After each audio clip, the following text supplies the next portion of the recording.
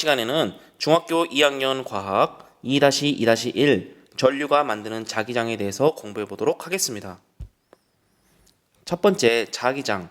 자기장은 자기력에 의해서 생기는 주변의 공간을 얘기하는데요. 먼저 자기력을 보겠습니다. 자기력은 자석과 자석 사이에 작용하는 힘입니다. 이건데 어떤 자석과 어떤 자석, 두 자석 사이에 작용하는 힘이 자기력이다. 힘력자를 써서 그거는 쉽겠죠. 그럼 자기장은 무엇이냐? 자기력이 미치는 자석 주변의 공간입니다. 자기력이 미치는 공간. 그런데 방향은 항상 자기장의 방향은 N극에서 S극으로 갑니다. N에서 S.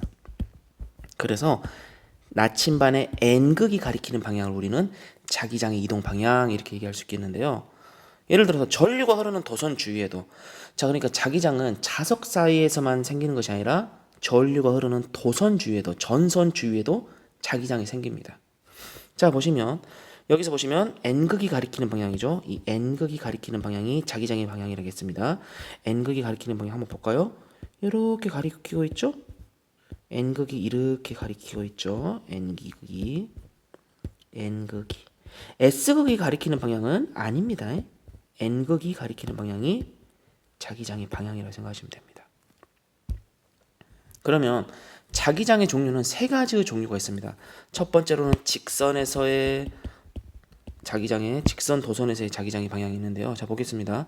직선 도선 주위의 자기장의 방향. 자기장의 모양은 직선 도선을 중심으로 한 동심원 모양의 자기장이 생긴다고 했는데요. 이거는 그림을 보면서 얘기하면 훨씬 쉬울 겁니다. 굳이 이거는 이 자기장의 모양은 볼 필요는 없습니다. 자기장의 방향만 우리가 이해하시면 됩니다. 그럼 자기장의 방향은 우리가 지금 오른손을 펴봅시다. 오른손을 펴보면 우리 엄지손가락이 있죠. 엄지손가락. 이렇게 예를 들어서 손이 이렇게 있다 하면 이렇게, 이게 엄지겠죠? 엄지손가락의 방향이 뭐의 방향을 가리킨다? 전류의 방향. 전류의 방향 우리가 알고 있어. 아마 전류의 방향은 문제에서 우리가 제시해 줄 겁니다. 그러면 전류의 방향, 이렇게 엄지손가락의 전류의 방향을 향하도록 하고 나머지 네 손가락이 도선을 감싸질 때 나머지 네 손가락이 가리키는 방향입니다.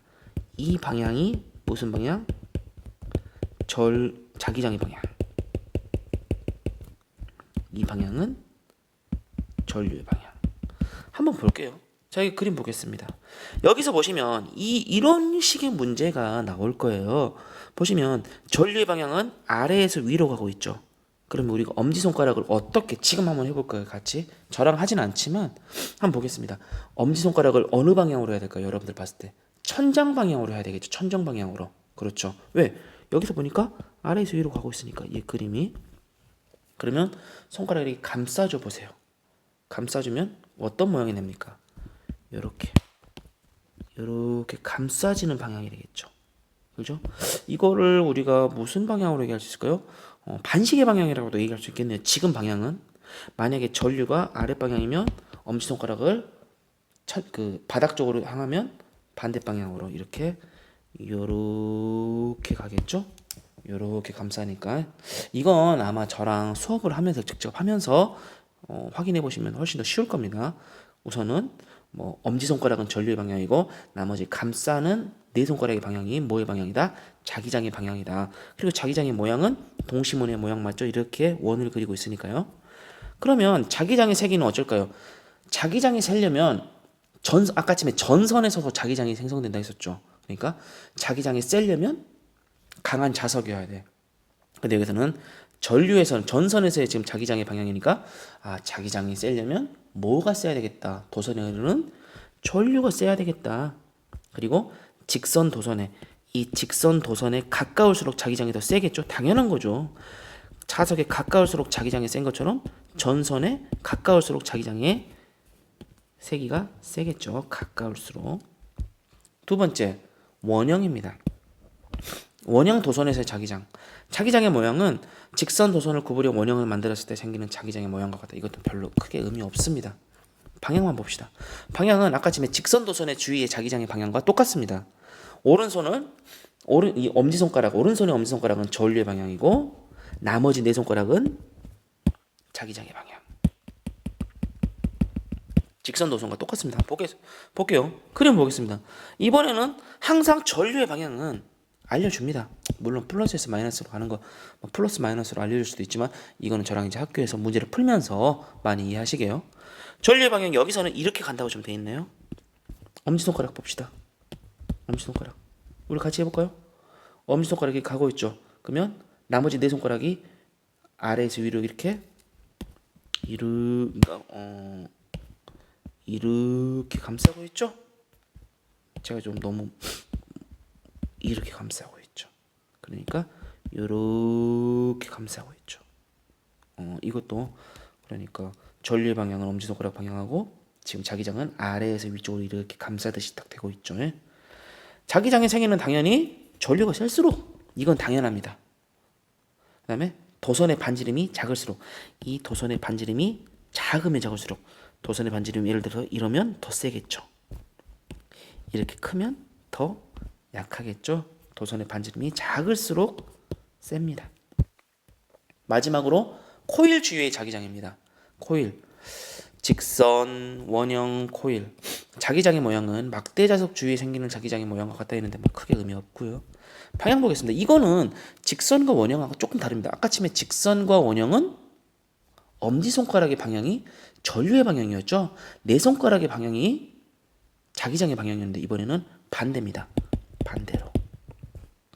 이번에는 오른손에 네 손가락이 전류의 방향, 그리고 엄지손가락이 가리키는 방향이 자기장의 방향입니다. 그러니까 자기장의 방향은 누구 극이 가리키는 방향? N극이 가리키는 방향. 엄지손가락이 가리키는 방향이 N극입니다. 자, 왜 그러냐요? 왜 엄지손가락이 가리키는 방향이 N극입니까? 여기서는 코일 주위는 반대로 네 손가락이 전류의 방향이고 엄지손가락이 자기장의 방향이라고 바뀌었다겠죠? 그럼 그림 보겠습니다. 코일이 이렇게 감싸있네요. 한번 다시 그려볼게요. 이렇게 감겨져 있죠. 그런데 여기 보시면 코일이 이렇게 감겨지는데 이번에서는 뭐라 했죠? 전류의 이동 방향이 이렇게 가고 있죠. 이렇게. 그러니까 네 손가락의 방향이 전류 방향이라 했죠. 이렇게 가니까 당연히 오른손에 네 손가락이 이렇게 감싸듯이 가고 있죠. 그러면 엄지손가락 어느 쪽 가리키고 있습니까? 왼쪽 가리키고 있죠. 자기장의 방향은 그 전류의 방향이 네 손가락이 가리키는 방향이 전류의 방향이라면 엄지손가락이 가리키는 방향이 이번에는 자기장의 방향입니다. 당연히 코일에서도 전류의 세기가 셀수록 이건 뭐 당연한 거고요. 이번에는 뭘까요? 코일을 어떻게 할수록 촘촘히 감을수록 세집니다. 좀 느슨하게 넓게 감아진 거랑 코일이 촘촘하게 감아진 거랑 전류의 세기가 다르겠죠?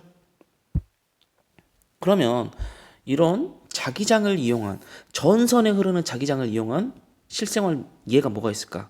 전자석이 있습니다. 전자석은 뭐예요? 전류가 통했을 때만 자성을 띠는 거예요. 코일 속에 철심을 넣어 만든 것으로 코일에 뭐가 흐를 때만 전류가 흐를 때만 자석이 됩니다. 전류가 흐르지 않으면 자석이 되지 않아요. 우리 예를 들어서 폐기물 그러니까 우리 고물 같은 데 취급하는 곳에서 전자석을 많이 씁니다. 고물을 탁 붙이려고 하면 전류를 통하면 고물이 탁 그 고철들이 딱 붙고 고철들을 딱 끌어올린 다음에 다시 놓고 싶으면 그 전자석에 뭐만 끊어주면 될까요? 전류만 차단시켜버리면 그냥 고철 덩어리가 되니까 푹 떨어지겠죠? 코일에 흐르는 전류를 변화시켜 자기장의 색이나 방향 등을 조절합니다. 이런 것들을 이용한 게 뭐냐면 자기구성 열차 또한 자기공명장치 MRI 등등이 있습니다. 스스로 점검 보겠습니다. 1번 전류가 흐르는 코일 주위에는 코일 주위에는 뭐가 생긴다 했죠? 자기장이 생긴다고 했죠?